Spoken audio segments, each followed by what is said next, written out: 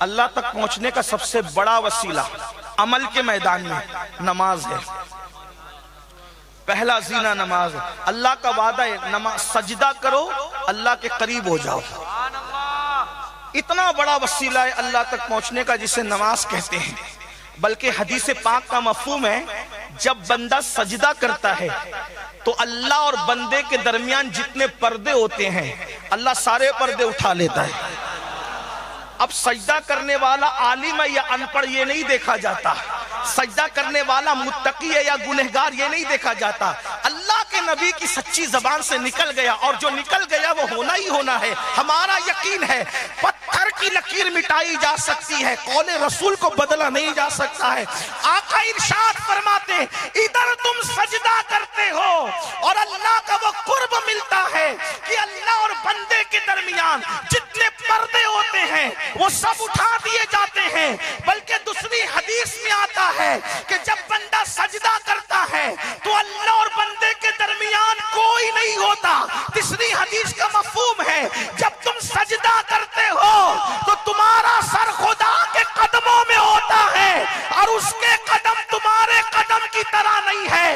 قدم کیسے ہے یہ اس کی شان کے لائق ہے, وہ تصور اور تخیل میں نہیں آ سکتے, یہ اس کی شان ہے. مطلب کیا, تم سر جھکاتے ہو خدا کے انوار و تجلیات کے سامنے تمہارا سر جھک جاتا ہے. تو یہ سب سے بڑا وسیلہ نماز ہے. صدقہ خیرات یہ بھی وسیلے ہیں, روزہ یہ بھی وسیلہ ہے, حج و زکوٰۃ یہ بھی وسیلہ ہے. عمل جتنا کرتے جاؤ گے اللہ کا قرب پاتے جاؤ گے. لیکن ایک بات یہ کہتا ہوں, ہم اس وسیلے میں بڑے کمزور واقع ہو رہے ہیں. بڑی سادگی سے ایک انسان کہتا ہے, ایک مسلمان کہتا ہے مولانا ٹائم نہیں ملتا نماز کے لیے. آپ سے پوچھتا ہوں صرف ایک وقت کی نماز کے لیے 10 منٹ کا ٹائم چاہیے, 10 منٹ کا ٹائم درکار ہے. اور یہ تو ان اللہ والوں کے لیے 10 منٹ لگتے ہیں.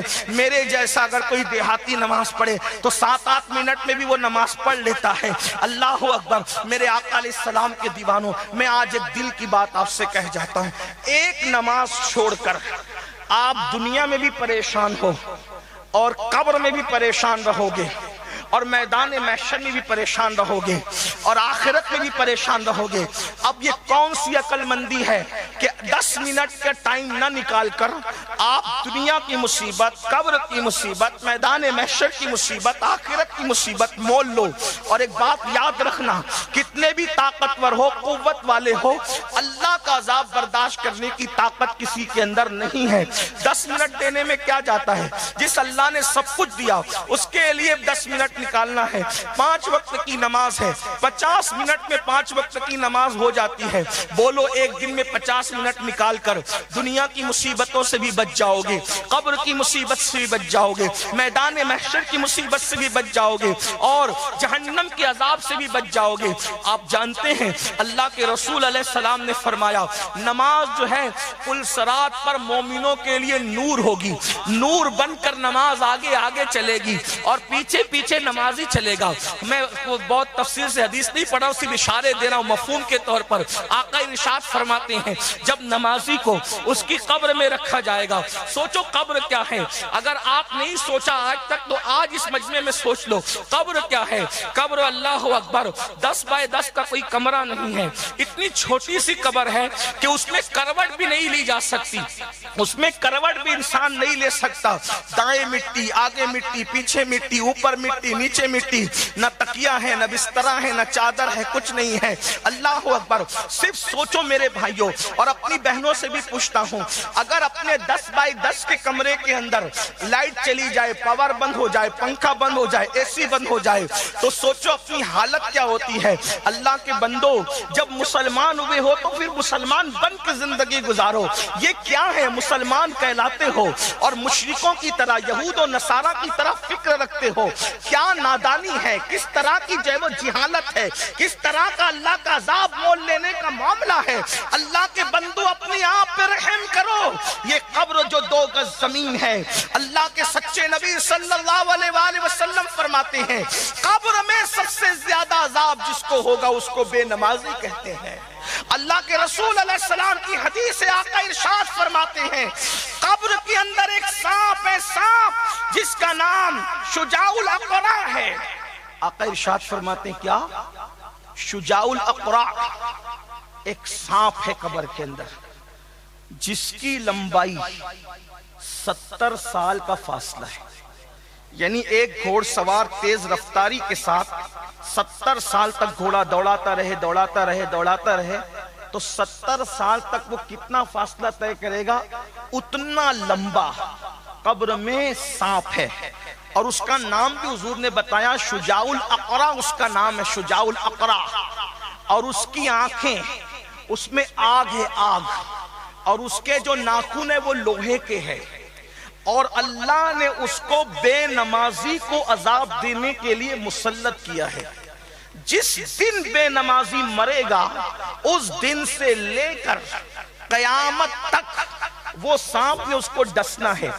فجر نہیں پڑی تھی تو ظہر تک، ظہر نہیں پڑی تھی تو عصر تک، عصر نہیں پڑی تھی تو مغرب تک، مغرب نہیں پڑی تھی تو عشاء تک، عشاء نہیں پڑی تھی تو فجر تک، اور اسی طرح فجر نہیں پڑی تھی تو ظہر تک۔ یہ سلسلہ قیامت تک چلتا رہے گا، قیامت تک یہ سلسلہ چلتا رہے گا۔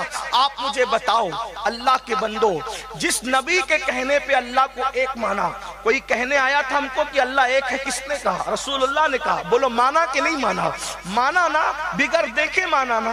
جس نبی کے کہنے پہ قرآن کو اللہ کی کتاب مانی، بتاؤ اللہ کی کتاب قرآن ہے ہم مانتے ہیں نا، تو کس کے کہنے میں مانا؟ اللہ کے نبی کے کہنے۔ یعنی حضور اتنے سچے ہیں کہ ان کے دشمنوں نے بھی ان کی سچائی کی گواہی دی ہے، ان کی صداقت کی گواہی دی ہے۔ میرے نبی سے سچا دنیا میں کوئی نہیں آیا، نہ تھا نہ ہے نہ ہوگا، جس کے دشمن بھی ان کی سچائی کی گواہی دے۔ اب مسلمانوں، میری ماں اور بہنوں، سوچو اگر 10 منٹ تم نے نماز کے لیے نہیں نکالے کتنا بڑا نقصان ہے۔ فجر نہیں پڑی تو ظہر تک ڈس رہا ہے، وہ ظہر نہیں پڑی تو عصر تک ڈس رہا ہے۔ تھوڑا غور کرو نا میرے بھائیوں، اپنے بچوں پہ رحم کر لو، اپنی بچیوں پہ رحم کر لو، اپنے آپ پہ رحم کر لو۔ ارے کھیت کا سانپ اگر ڈس لے تو انسان کا چہرہ ہرا ہو جاتا ہے، انسان مرنے کے لیے تڑپنے لگتا ہے۔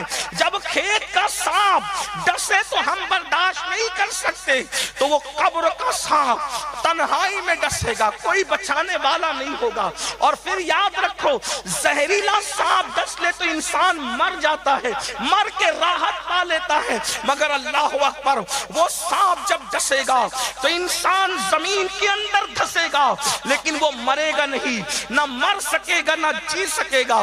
لوگ تو سوچ رہے ہوں گے کیا پرسکون قبر ہے، لیکن اندر جو عذاب ہو رہا ہے۔ آقا ارشاد فرماتے ہیں انسان کی قبر میں جو عذاب ہوتا ہے انسان اور جنات کے علاوہ ہر مخلوق دیکھتی ہے۔ یہ اللہ کا کرم ہے کہ اللہ نے انسان اور جنات سے عذاب قبر بچا رکھا ہے۔